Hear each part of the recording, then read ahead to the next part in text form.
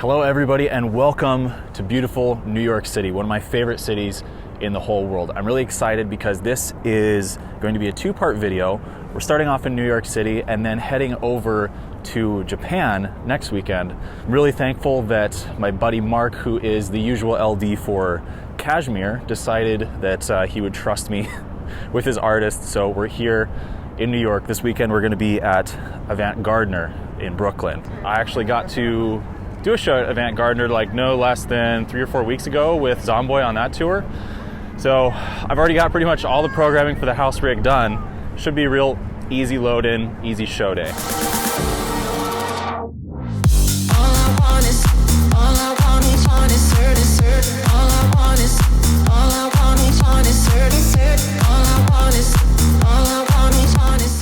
Good morning from Brooklyn, everybody. I woke up a little bit earlier than the rest of the touring crew, and I know the local crew is already starting to set up.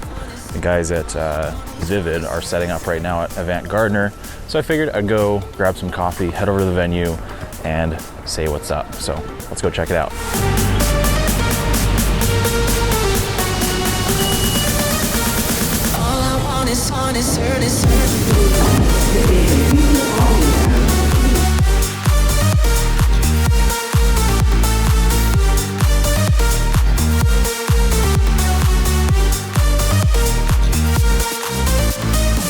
Here we are, Avant Gardner, or Avant Gardner. I'm not sure what it is exactly. We'll go inside, get situated, check in on how they're doing with the ground rig, and then start working. I really like what the Avant Gardner crew has done with their space. It really combines the best of both worlds when it comes to event production, because either you have these really small, intimate venues that don't really have a lot of production power, or you have these really large event spaces that maybe lose a little bit of that special touch. But they've managed to combine both of those features in this one venue and have an awesome lighting rig to boot. The Sharpies on each of the vertical support pillars really give an industrial vibe to the whole place. Here's a pretty common problem that you can run into when you're doing these little run and gun shows with ground packages and extra flown or extraneous packages brought in that aren't in the house.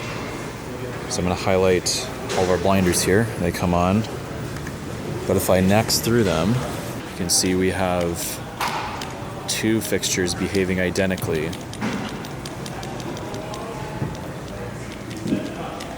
So this first fixture and the last fixture are set to the same DMX address on that universe. So it looks like I might actually get to put my DMX cat to use for the first time. So then I just look on the layout view which fixture number is the one that needs to be changed, reference that in the patch, and we need to change it to universe, or excuse me, address 204. Theoretically,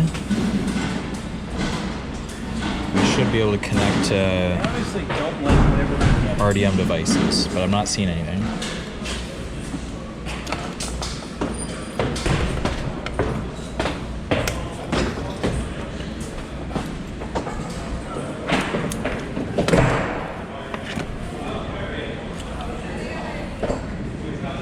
Come on, RDM.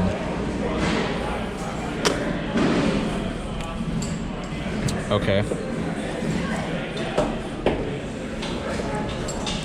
So we're picking up the Vipers, but they're on a different universe. That's the problem.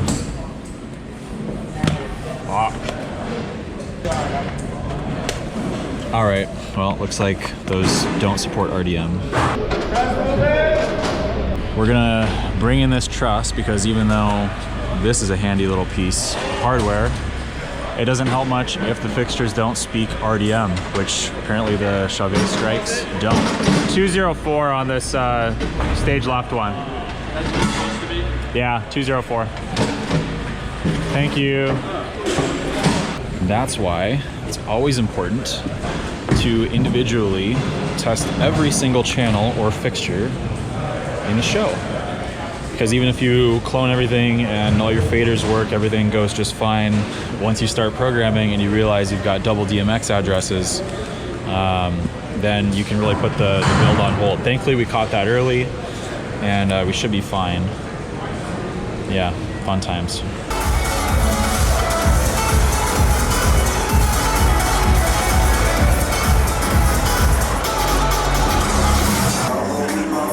Hey, Alex, can you like do something cool with the lights though, or?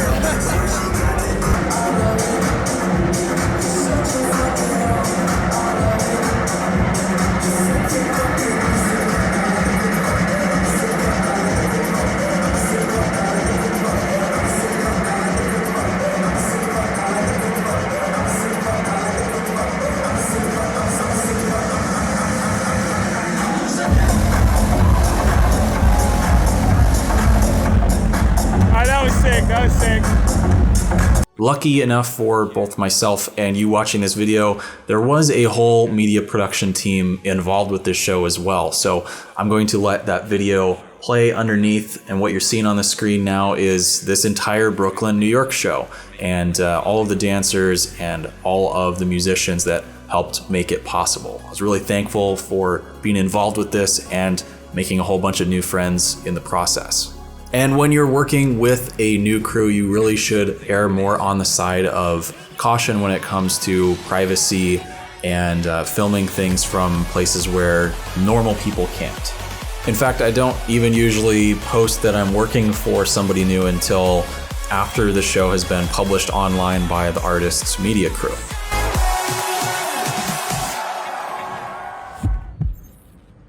Well, that's one show in the books with the KSHMR team. I think it went pretty well last night. I was happy with everything, and as it always seems to happen, I learned something new with the MA last night. Apparently, you cannot have a release queue actually release a sequence assigned to an executor if there's an effect in that sequence that is assigned to a rate master that has been stopped.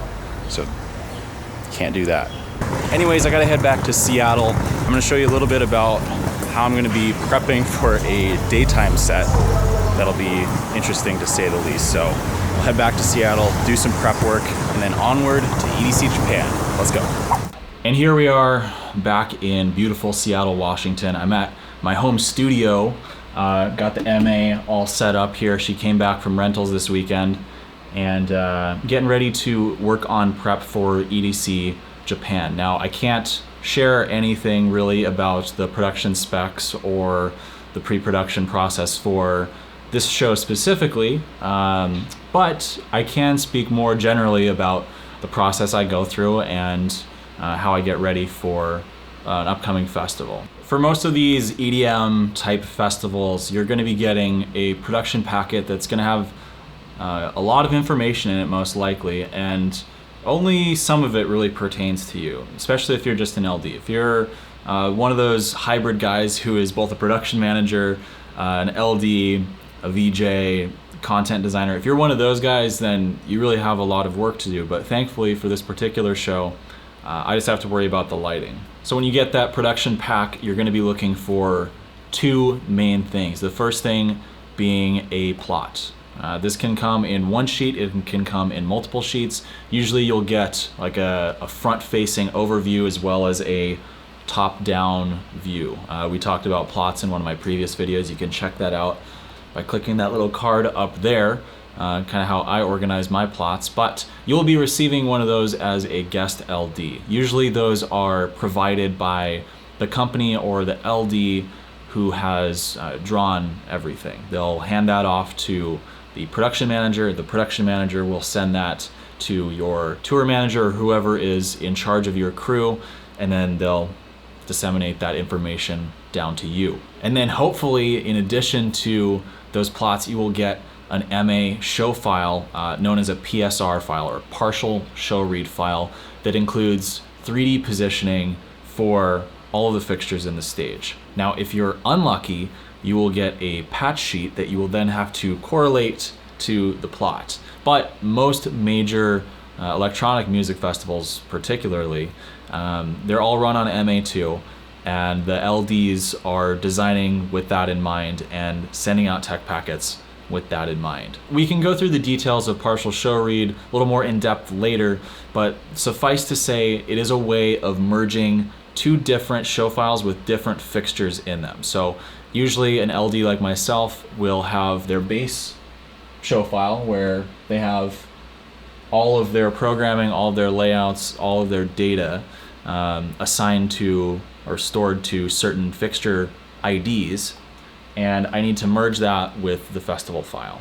So that's pretty much what I'm going to be doing today, is taking the MA2 PSR file that I was provided, partial show reading it into my existing clone file. It's like my start file, which, by the way, is available to all my top level patrons over on Patreon. Link is down below in the description. It's not so much to provide a show file for you to use on your own shows, but more just a way to actually get a glimpse into how I lay out things. If you're interested in that, make sure to check out the link below.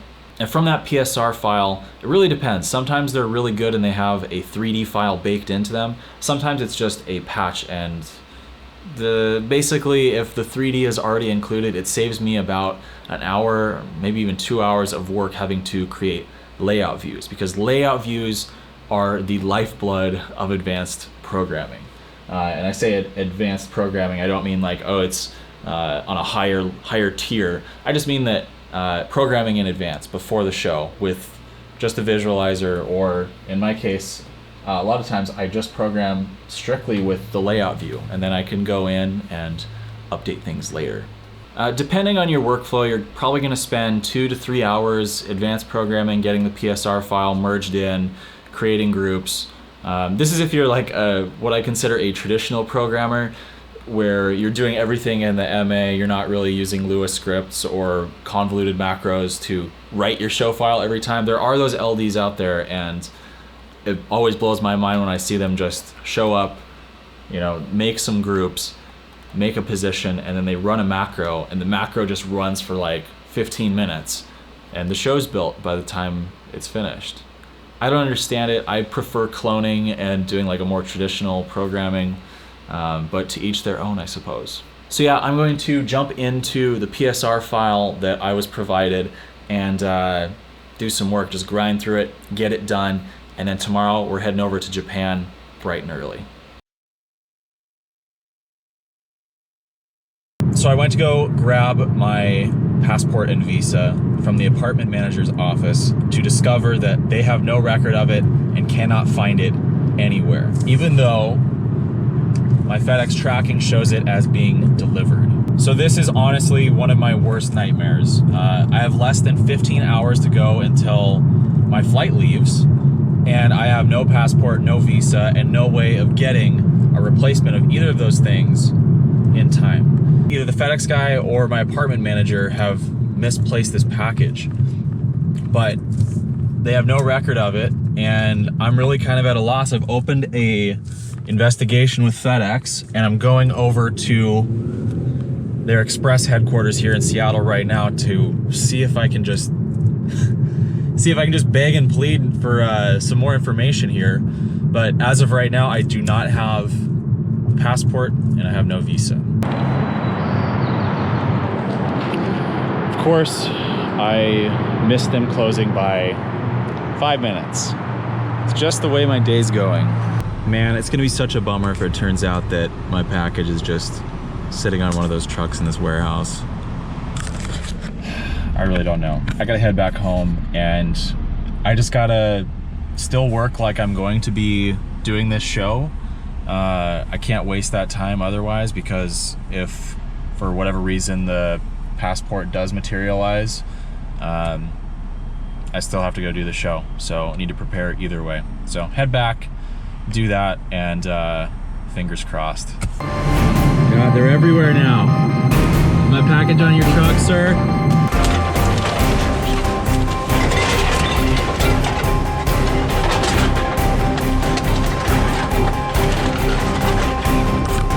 There she goes. Wish I was going to Japan right now.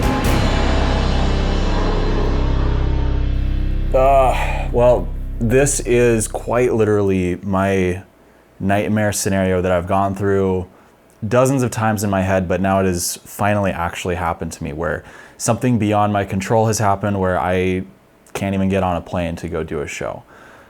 And at this point, I've done pretty much everything that I can possibly think of to remedy this, and at this point I'm making the video a couple days later, and Turns out there was really nothing I could do.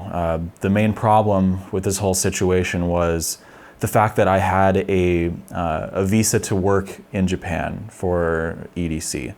And normally, thankfully because I'm in Seattle, we have a passport, we have like a federal passport agency in downtown Seattle that can get you a passport within an hour sometimes for emergency cases or things like this where documents get lost in the mail and you have a plane to catch. I've ran through this scenario in my head where I've gone to the embassy, or not the embassy, but to the like federal building and gotten this in time, and I've planned it all out in my head for a situation like this before. But the fact that I had that little worker's visa physically stapled into my existing passport that is evaporated into the ether, the fact that that is stapled in there means that I cannot enter as a tourist, and I cannot enter without that little piece of paper either being used or expired.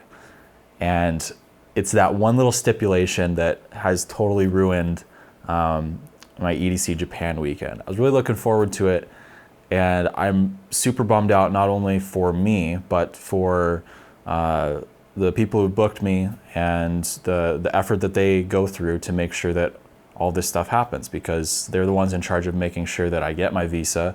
They coordinate all of the flights, the hotels, and they're out that money as well. So this is really a situation where everybody loses, and we're out, a couple $1,000s just for this one instance. I've been going back and forth on the phone with the local FedEx Express management, and it sounds like there's no recourse for this situation. Even though we're out thousands of dollars and I'm out work, there's no remedy for the situation except for them to refund the shipping cost, which is like $35 or something like that. Anyways, I appreciate you guys watching this video. I figured that since I did not get a chance to go through any of the cool vlog stuff for the second half of this video, I was gonna take a second to explain a little bit about how I use executors for specials when you have a hybrid set of lights, where sometimes you want the lights to be part of like your busk set, right, where you're just like flashing lights and changing colors and everything, and then also be able to switch certain lights over into highlighting certain areas of the stage. Because for this particular show we did in New York, it was like the debut of their live show where they have different artists with physical instruments coming on stage in different parts,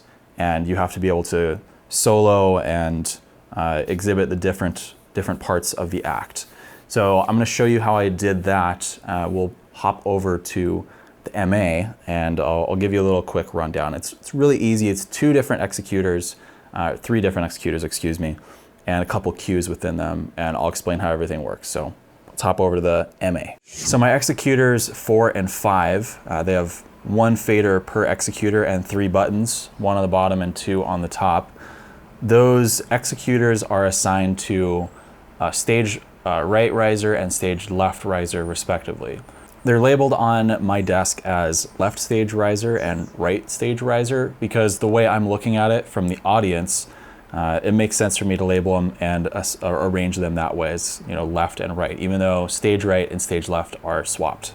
Each of these executors are a different sequence. You can see in the upper right hand corner it's labeled as sequence 144 and 145. These are separate sequences, and basically they have 2 cues in them. The first cue is called backlight, and you can see it's cue number 1. And if I'm in a position where I just move the fader up, due to the setting auto start on this executor, it's an assignment option in the assign menu. So if you hit assign and then click this executor, you'll be able to change this in the options page. I have it set to auto start equals on, but I have auto stop turned off. So if the executors are off and I fade them up, auto start means that it'll turn them on and we see the blue background on the cue. But since auto stop is off, they will not turn off if I fade them down to 0. Instead, I have to press my top 2 executor buttons to turn them off. And that's just how I have these 2 particular executors set up. There's all sorts of options to assign other executors and reasonings for how your workflow works best for you, but that's how it works best for me. So this first backlight queue essentially fades out any of the front lights that are being used in the busk file and repositions them to the stage position that I want to highlight the artists that are playing the instruments. Then I also store a full intensity of the backlight, but I don't do anything with the backlight color. So if I'm playing back my show as I normally do when I'm busking, and say all the lights are in red, these sequences are set up so that when I enable them, the backlight, which is the X4 bars, they maintain their color and they don't like go to white, they don't black out, they just maintain whatever color they were in playback before. And so when these are at 0, it's just the intensity that is controlled by the fader. And the color that was there before remains there. And then as soon as we bring in cue number 2, which is a 4-second fade, it fades in those front lights that I repositioned in cue 1. And then this allows me to control the overall intensity of the entire stage deck, whether it's the one on the left or the one on the right. The other important thing on these executors is to make sure that they are assigned to a higher priority than most of your playback file. So everything in my busk file, with the exception of a few effects generators, is set to normal priority. And then all of my specials, as you can see here, are set to a high priority. You can use super priority, but I honestly don't really like super priority, especially if you need to make edits live during the show. Then it can get really annoying to call it into the programmer, turn the executor off, edit the programmer, and then update the queue. It's too much work for me. I would rather just have everything as a high priority for my specials. And just make sure that whatever fixtures you are throwing into your special faders here, just make sure that you store all attributes in them if you don't want them to be changing without your knowledge, because that priority only applies to the attributes that are stored into that queue. So for example, if I wanted to store these Vipers as a key light and have them kind of taken out of the rest of the busk show file, but just keep the color underneath, what I would do is I would hit please please, which will activate all of our attributes in the programmer. You can see that with the red dots, and then I would hit MA at to stomp anything that was running. And if you didn't have anything running previously, then make sure, and you can set up a all attribute for this, which is what I do, which is stomp all effects. And it does this without you having to go through and manually do this. Just make sure that everything is stomped. And then, for example, if you want the color to be transparent to whatever you had running previously in your show, just turn off your color preset type. And then now you can store this to a sequence and assign it to an executor, and make sure you assign it as a higher priority. And there you go, you have a key light after you, of course, do your position the way you want it to be. You'd probably have a preset set up for that. Then you just store that, and you have a fader that controls one set of lights without the color being affected. Well, I hope you found this video somewhat entertaining, informative, some mixture of the two. If you did, make sure to leave a like and comment down below. Tell me what you liked about the video. Give me some motivation to keep making more of these. I really appreciate it. Speaking of appreciation, I want to give a big shout out to all of my supporters over on Patreon. Link is down below in the description. They allow me to make videos like this, and in exchange they get kind of behind the scenes access to some cool content that I don't post on YouTube all the time. It's usually like quick cell phone videos when I'm programming a show somewhere.